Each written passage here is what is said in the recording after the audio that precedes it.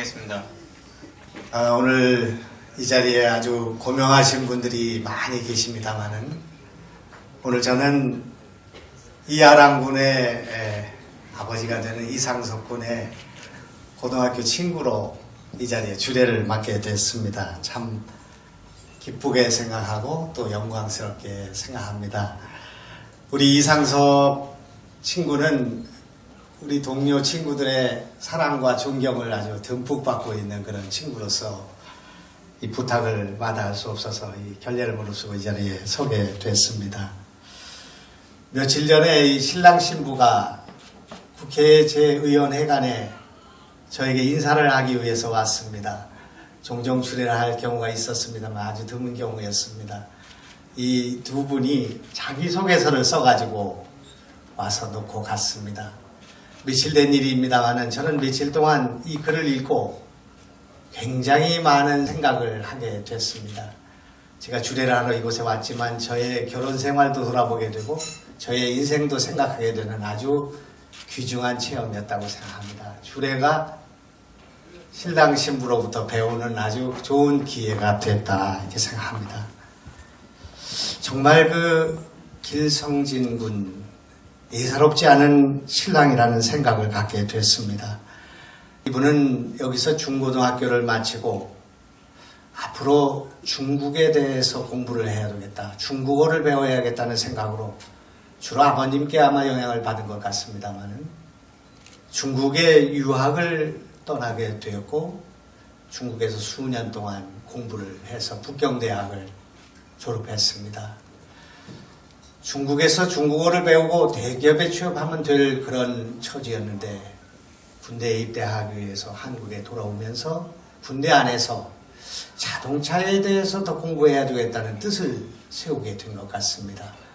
그렇게 해서 카나다로 영어를 공부하고 또 자동차를 공부하기 위해서 유학의 길을 떠나고 다시 도전하는 그런 삶을 살았습니다. 아마 부모님의 속을 좀 끓였을 거라고 생각이 됩니다. 그렇게 해서 캐나다의 센테니얼 대학에 가서 자동차 공부를 시작을 하고 영어 공부를 위해서 낯선 곳에서 2시간씩 잠을 자면서 대학에서 먹고 자고 하면서 공부를 해서 이 공부를 마치게 됐고 또 그 결과로 랜드로버 회사 이름은 제가 잘 기억 못하겠습니다만 제규어에 입사를 하고 토요타 또 혼다 이런 회사를 거쳐서 현대자동차에 지금 근무를 하고 있는 그런 체온이라고 생각합니다. 젊은이가 이런 도전의식을 가지고 세계를 향해서 나가고 중국어와 영국어를 배우고 이런 적극적이고 도전적인 용기 있는 젊은이가 아마 이 신랑이 아닌가 이렇게 생각합니다. 이 신랑을 만난 지 6개월밖에 안 됐습니다만 이 신중하고 아름다운 신부가 마음이 동한 것 같습니다. 6개월 만에 결혼을 결정하고 성균관대학교와 고려대학에서 영문학을 전공하고 지금 경희고등학교에서 영어교사로 잘 나가고 있는 신부가 결혼을 결정하고 카나다로 떠날 결심을 하게 된 것 같습니다. 참 아름다운 결정, 용기와 진취적 자세 이런 젊은이들이 많아야 나라가 잘 될 수 있다 생각하고 우리 오늘 이 결혼한 신랑 신부의 용기와 도전에 대해서 큰 박수를 한번 격려해 주면 어떨까 생각합니다. 틀림없이 성공할 것이고 틀림없이 큰 영광과 휴양한 미래가 있을 것을 저는 확신하고 있습니다. 저는 충청북도 괴산군 청천면이라는 아주 전기도 들어오지 않는 벽촌에 초등학교라고는 문 앞에도 가보지 못한 무학의 어머니 아버지의 직업은 중국집 주방장이었습니다. 그런 곳에서 태어나서 거기서 중학교까지 자랐습니다. 그 못 배우고 가난한 아버지 어머니가 저에게 늘 해주시던 말씀이 하나 있었는데 그것이 늘 세상을 살면서 지는 것이 이기는 것이다 하는 말이었습니다. 이 못 배우신 분들이 그것을 어디서 들었을까 하는 생각을 갖게 됐지만 지난 수십 년 동안 살아오면서 이게 지는 것이 이기는 것이구나. 잘 지는 것이 잘못 이기는 것보다 훌륭한 일이구나 하는 생각을 가질 때가 많았습니다.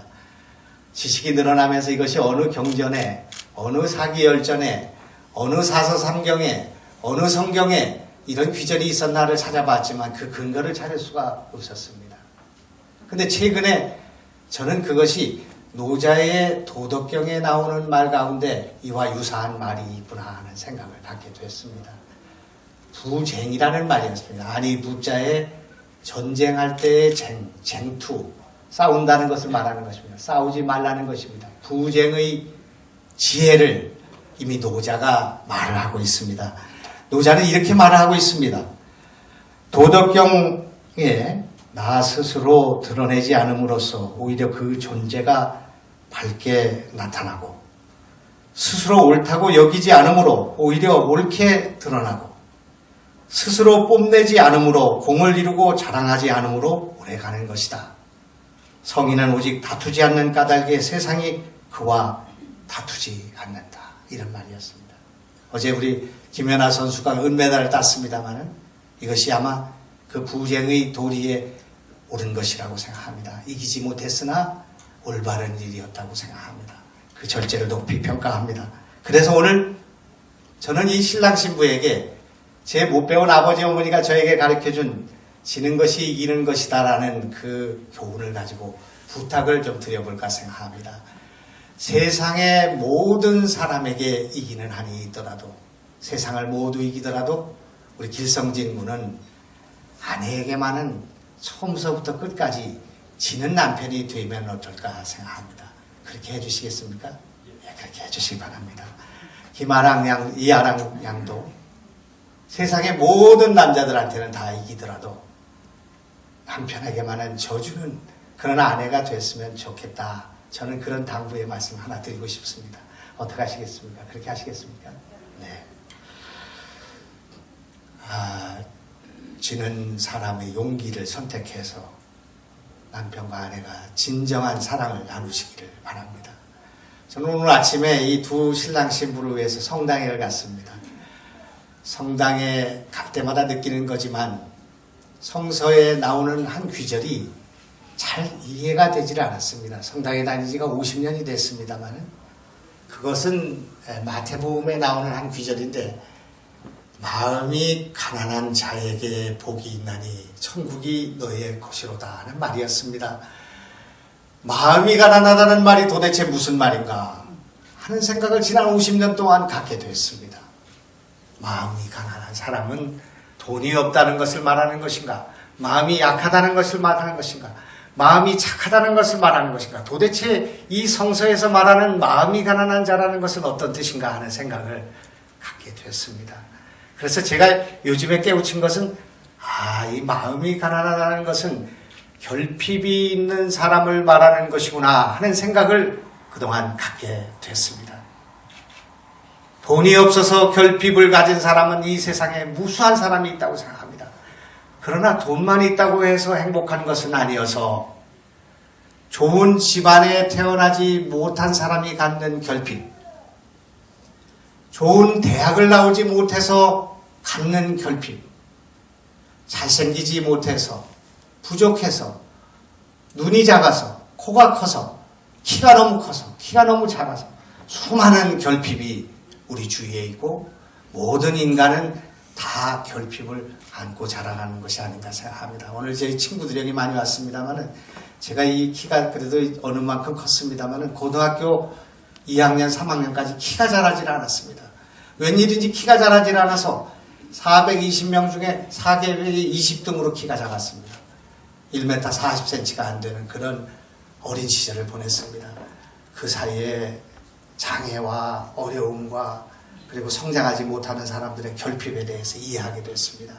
못 배우고 가난한 아버지를 둔 타겟에 못 배우고 가난한 아버지를 가진 유권자와 국민을 이해하는 데 큰 도움이 됐다고 생각합니다. 중국집 주방장 하필이면 그런 부모를 두게 됐을까? 그런 결핍을 느꼈기 때문에 그런 사람들을 만날 때 더 고개를 숙이고 병든 아버지를 두었기 때문에 병자와 가난한 자, 헐벗은 자, 못 배운 자들에 대한 이해를 갖는데 도움이 됐다고 생각합니다. 저에게 제가 가지고 있는 결핍은 저의 큰 축복이었고 그것이 저를 키운 힘이었다. 저는 그렇게 생각합니다. 그래서 오늘 이 신랑 신부에게 제 경험에서 나오는 이 말씀을 전해볼까 생각합니다. 사랑은 결핍을 보듬는 일이라고 생각합니다. 우리 길성진 군은 아내 이하랑 양의 결핍을 보듬고 따뜻하게 감싸주는 그런 남편이 되면 좋겠다 생각합니다. 결핍이 없는 사람은 사랑을 받을 자격도 없다고 생각합니다. 아내의 약점, 아내의 상처, 아내의 고통, 아내의 번뇌를 헤아려주는 남편이 되시기를 바라고 그 남편의 똑같은 그런 결핍을 쓰다듬어주는 아내가 됐으면 좋겠다 생각합니다. 제가 시를 좀 쓰는 시인이기 때문에 이 신랑 신부에게 오늘 이 주례의 말씀을 기억하게 하기 위해서 시를 한 편 적어왔습니다. 이 시를 읽으면서 제 주례를 마칠까 생각합니다. 제목은 결핍의 당신을 사랑합니다 라는 구절입니다. 마음이 가난한 자들에게 복이 있다고 하셨다죠. 오늘은 일용할 양식이 부족하여 궁핍의 대호 속에 있거나 헐벗은 결핍의 수렁에 빠진 이들이 우리가 찾던 마음이 가난한 사람들입니다. 마음이 가난한 사람을 만나는 일은 행복입니다. 그리고 무엇인가에 짓눌린 누군가의 주눅 들린 이들을 일으켜 세우는 것이 사랑입니다. 이 결핍의 절벽 앞에서만이 우리는 우리 자신을 온전히 내려놓을 수가 있습니다. 결핍은 자기를 낮추는 기술입니다. 자기를 낮추는 자만이 남을 받아 안을 수가 있으니까요.